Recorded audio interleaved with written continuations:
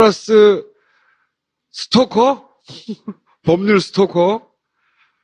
희한한 그룹입니다. 셜록의 이명선 기자를 모시겠습니다.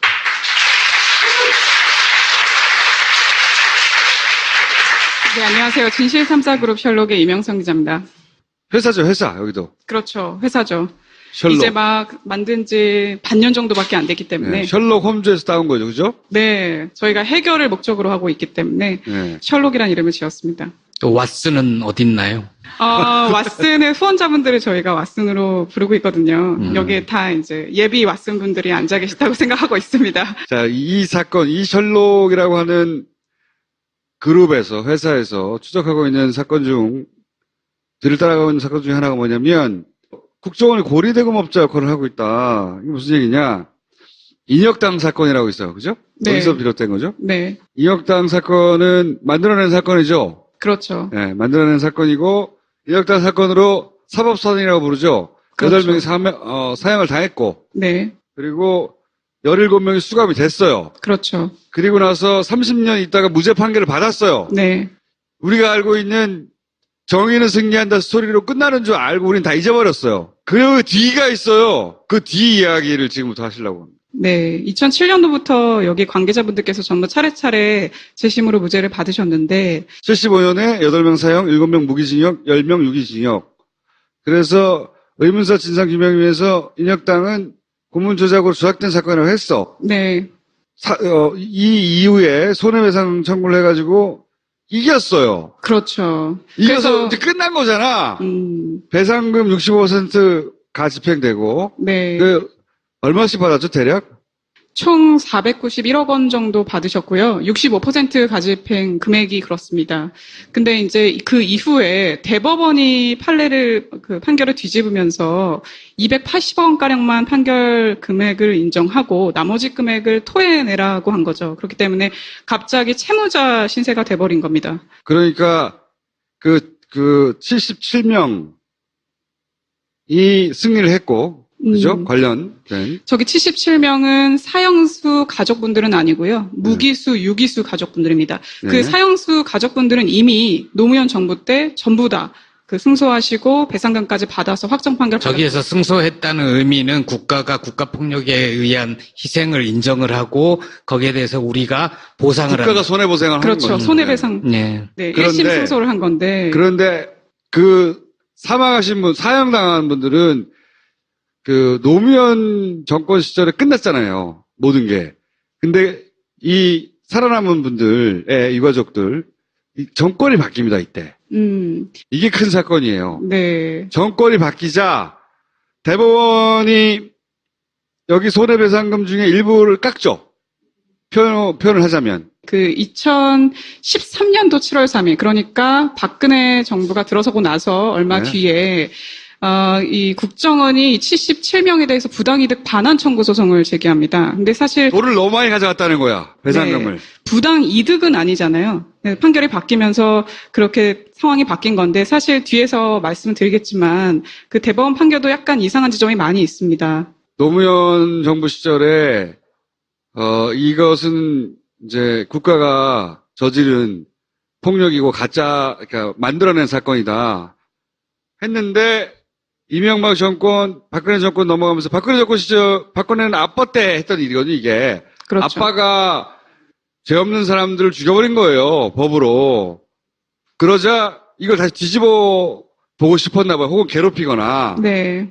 그게 국가폭력을 부인한 건 아니고 배상금이 너무 많이 나갔으니 일부를 돌려달라 뭐 이런 그렇죠. 거죠. 근데 혹시 이 얘기 기억나십니까? 그러니까 박근혜 전 대통령의 후보 시절에 인혁당 사건은 대법원 판결이 2가지로 나오지 않았습니까? 이런 말을 했었는데 잘못 알았죠. 그러면서 사과를 했습니다. 과거사 피해자분들의 눈물을 닦아주겠다. 그런데 인혁당을 민혁당으로 잘못 읽으면서 맞아요. 진정성이 있는 네. 것이냐 이런 네. 논란도 있었는데 아무튼 간에 3심 때 바뀌면서 네. 이 1975년부터 원래 연 5%의 이자를 계산해서 네. 배상금을 주기로 했었는데 3심 때 갑자기 바뀌게 되면서 34년치 지연이자가 삭제가 됩니다. 네. 그렇게 되면서 200억 원가량의 돈을 돌려줘야 되는 상황이 된 거죠. 77명이 491억을 받았어요. 이런 계산법에 의해서. 근데 대법원이 이자를 잘라버린 거예요. 그러자 이 중에서 280억을 내놔야 되는 거예요. 이해하셨죠? 그런 상황이 발생했어요. 그런데 그 돈을 받아내는 걸 국정원이 하는 거죠, 지금. 네, 왜냐면 사건 관계자기 때문에 그렇습니다. 그러니까 가해자, 그다음 피해자로 만났는데, 그래서 이제 지금까지 쭉 이어오다 보니까 사건 당사자가 그렇게 된 거고요. 가해자가 국정원이고, 피해자가 당연히 그 유가족들인데, 네. 그런데 지금 280억을 토해내라고 했더니 국정원이 빚쟁이가 된 거예요. 네. 근데 또 연체 이자율이 20%이기 때문에 이 200억 원가량의 돈이 엄청난 속도로 불어나고 있고, 그러니까 일부는 이미 갚으셔가지고요. 뭐, 암 투병 중에 너무 스트레스를 많이 받으시니까 갚으시기도 하고, 그다음 여러 가지 뭐 사업 이유 때문에 갚기도 하고, 왜냐면 통장이나 이런 부분이 전부 다 압류됐었거든요. 뭐 지금도 지속되는 상황이고요. 그래서 5억 원이 만약에 반환금이면 1년 뒤면 6억 원이 되고, 이런 식으로 계속 불어나고 있는 상황이어서, 현재는 훨씬 더 좀 고통의 그 정도가 크다라고 볼 수 있죠. 대략 사람 한 분당 해봐야 6억 정도의 보상을 받은 거예요. 한 분당.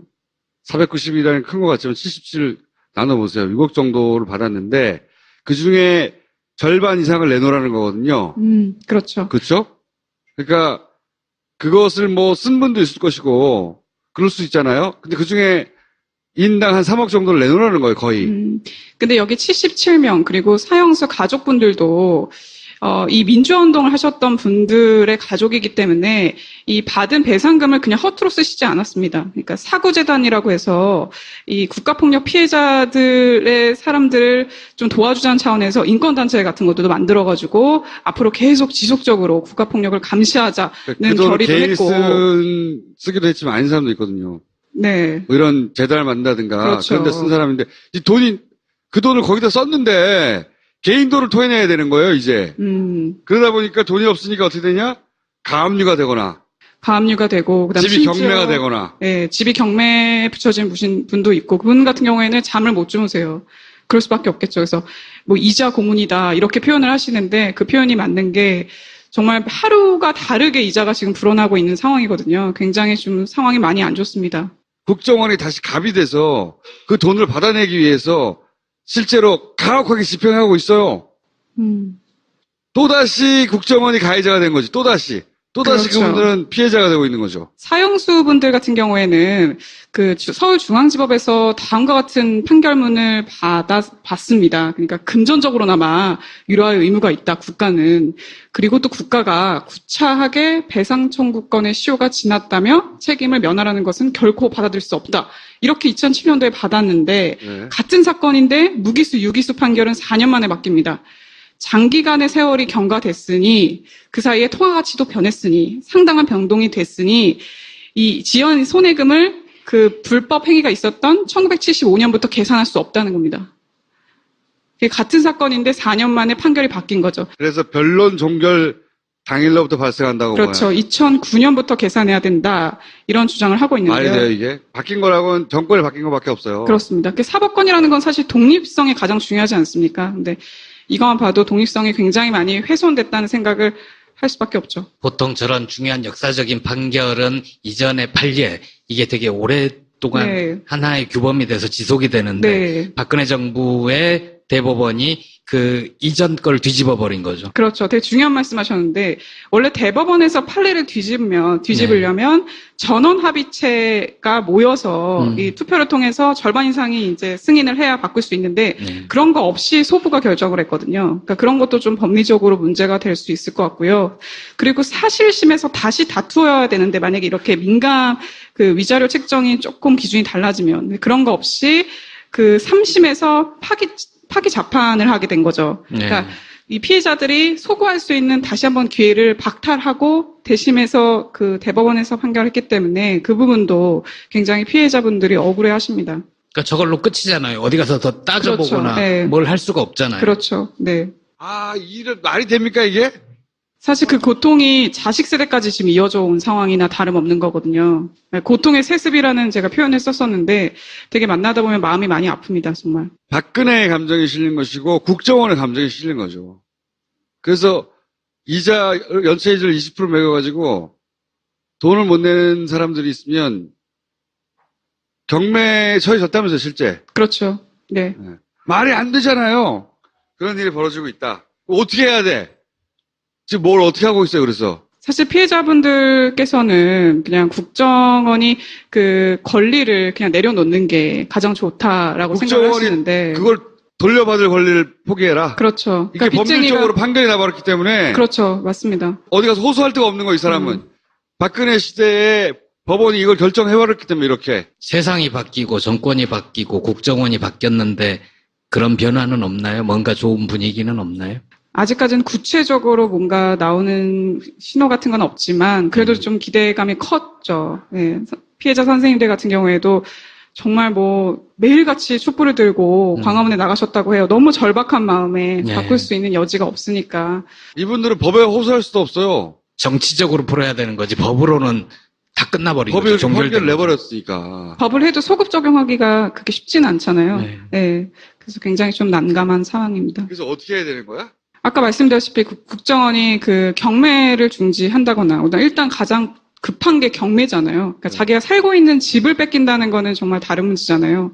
뭐 압류가 됐고 통장이 막히고 이러면은 어쨌든 당장은 굶고 쫓겨나는 건 아니지만 근데 경매가 붙여지게 되면은 아예 쫓겨나서 길거리에 나가는 상황이기 때문에 우선 그 경매 붙여진 피해자분들에 대해서만이라도 조금 좀 상황을 정리해 주셨으면 좋겠다라고 지금 사구대단 경매라도 쪽에서도. 중지시키고 법률적으로 안 되면 정치적으로 풀어서 이 정권 하에서 이분들이 이미 몇 년째 고통받고 있는데 이자가 많다고 이자를 없애놓고 이제 연체 이자율을 20%나 받는 그러니까요. 거는 굉장히 좀 괴롭히려고 한 거죠. 인혁당 네. 사건의 그 후에 그 자손들조차 철저히 괴롭히려고 하는 거죠. 왜냐? 그 사건으로 10년 자기들이 괴로웠거든. 재판 받고 막 자기들 인혁당에 관련된 사람들, 국정원에 관련된 사람들이 다 명예가 훼손됐다고 생각한 거야. 자기들은. 네. 자기들은 정부를 국가를 위해서 했는데 나쁜 놈이 된 거잖아요. 이제 다시 딸이 된 다음에 괴롭힌 거야. 복수하는 거야. 제가 기획을 후반부에서 조금 내용을 바꾸는데 그 국가 배상이라고 있습니다. 국가폭력 피해자분들이 국가한테 배상금을 받는 게 있는데 그게 소멸시효가 3년에서 6개월로 갑자기 줄어들었거든요. 근데 그게 하지 되게 말라는 시기가 거죠. 묘한 게 양승태 대법원장 취임 이후에 그게 굉장히 늘었습니다. 그러니까 이거 관련돼서는 한겨레에서도 좀 기사가 많이 나왔거든요. 그래서 뭐 대법원에서의 의지도 어떤 영향이 있지 않았나라고 그냥 추측이 좀 들고요, 개인적으로. 당연하죠. 딴 거 없어요. 박근혜가 대통령 돼서 아버지가 한 일이 잘못된 거라고 판정했던 걸 뒤집고 싶었던 거고, 그리고 거기에 소위 이제 동원된 가해자였던 국정원들도 자기들이 10년 전에 노무현 정권 때는 나쁜 놈으로 몰렸는데, 이제는 자기를 나쁜 놈으로 몰리게 했던 그 유가족들을 괴롭히려고 깍짝같이 돈을 받아내고 있는 거죠. 거기에 이자율도 엄청나게 적용해가지고 20%. 고리대금업자지, 그게 국정원이. 이자율, 그래, 돈 안 내면 계속 늘어나는 거예요, 이게. 거의 받은 돈에 준할 만큼 지금 반환금이 늘어난 상황입니다. 피해자 선생님의 따님 분하고 인터뷰하면서 들은 내용인데, 우리가 전두환처럼 국고금을 훔치기라도 했습니까? 배상금은 국가의 과실을 용서해달라고 준 거 아닙니까? 라고 하면서 우시더라고요. 그러니까 이런 것처럼 사실 그분들 같은 경우에는 거의 인생이 송두리째 날아간 거나 다름이 없거든요. 근데 지금 아직까지도 고통이 지속되고 있는 상황이어서, 네, 이 좀 고통을 현 정부에서 조금 끊어내줬으면 좋겠다는 바람을 하고 있습니다. 자, 이 사건에 관심 있는 분들은 어떻게 셜록을 쳐보라고요? 인터넷에?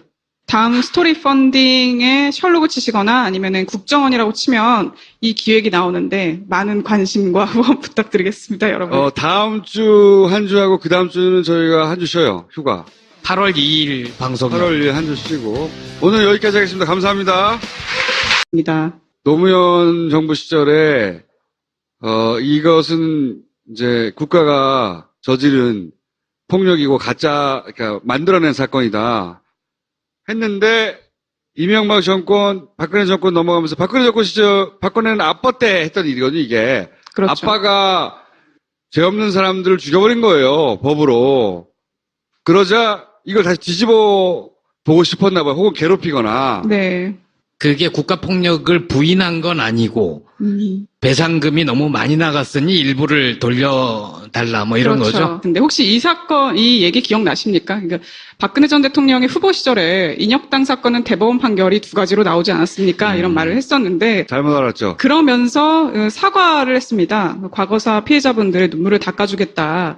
그런데 인혁당을 민혁당으로 배상금 65%가 집행되고 네. 얼마씩 받았죠, 대략? 총 491억 원 정도 받으셨고요. 65% 가집행 금액이 그렇습니다. 근데 이제 그 이후에 대법원이 판결을 뒤집으면서 280억 원가량만 판결 금액을 인정하고 나머지 금액을 토해내라고 한 거죠. 그렇기 때문에 갑자기 채무자 신세가 돼버린 겁니다. 그러니까 77명이 승리를 했고, 그죠? 관련된. 저기 77명은 사형수 가족분들은 아니고요. 무기수, 유기수 가족분들입니다. 네. 그 사형수 가족분들은 이미 노무현 정부 때 전부 다 승소하시고 배상금까지 받아서 확정 판결 저기에서 승소했다는 의미는 국가가 국가폭력에 의한 희생을 인정을 하고 거기에 대해서 우리가 보상을 국격당 사건이라고 있어요. 그죠? 네. 어디서 비롯된 거죠? 네, 인혁당 사건은 만들어낸 사건이죠. 그렇죠. 네, 만들어낸 사건이고, 인혁당 사건으로 사법사단이라고 부르죠. 그렇죠. 8명이 사형을 당했고, 네, 그리고 17명이 수감이 됐어요. 그렇죠. 그리고 나서 30년 있다가 무죄 판결을 받았어요. 네, 우리가 알고 있는 정의는 승리한다 스토리로 끝나는 줄 알고 우린 다 잊어버렸어요. 그 뒤가 있어요. 그 뒤 이야기를 지금부터 하시려고 합니다. 네. 2007년도부터 여기 관계자분들께서 전부 차례차례 재심으로 무죄를 받으셨는데 75년에 8명 사형, 7명 무기징역, 10명 유기징역. 그래서 의문사 진상규명을 위해서 인혁당은 고문조작으로 조작된 사건이라고 했어. 네, 이 이후에 손해배상 청구를 해가지고 이겼어요. 그렇죠. 이겨서 이제 끝난 거잖아. 그러니까 손해보상을 하는 그렇죠. 거죠. 손해배상. 네. 네, 그런데- 1심 승소를 한 건데. 그런데 사망하신 분, 사형당한 분들은 노무현 정권 시절에 끝났잖아요. 모든 게. 근데 이 살아남은 분들의 유가족들, 이 정권이 바뀝니다, 이때. 이게 큰 사건이에요. 네. 정권이 바뀌자 대법원이 여기 손해배상금 중에 일부를 깎죠. 표현을 하자면. 2013년도 7월 3일, 그러니까 박근혜 정부가 들어서고 나서 얼마 네. 뒤에, 이 국정원이 77명에 대해서 부당이득 반환 청구 소송을 제기합니다. 근데 사실 돈을 너무 많이 가져갔다는 거야. 배상금을. 네, 부당이득은 아니잖아요. 네, 판결이 바뀌면서 그렇게 상황이 바뀐 건데 사실 뒤에서 말씀을 드리겠지만 그 대법원 판결도 약간 이상한 지점이 많이 있습니다. 플러스 스토커? 법률 스토커? 희한한 그룹입니다. 셜록의 이명선 기자를 모시겠습니다.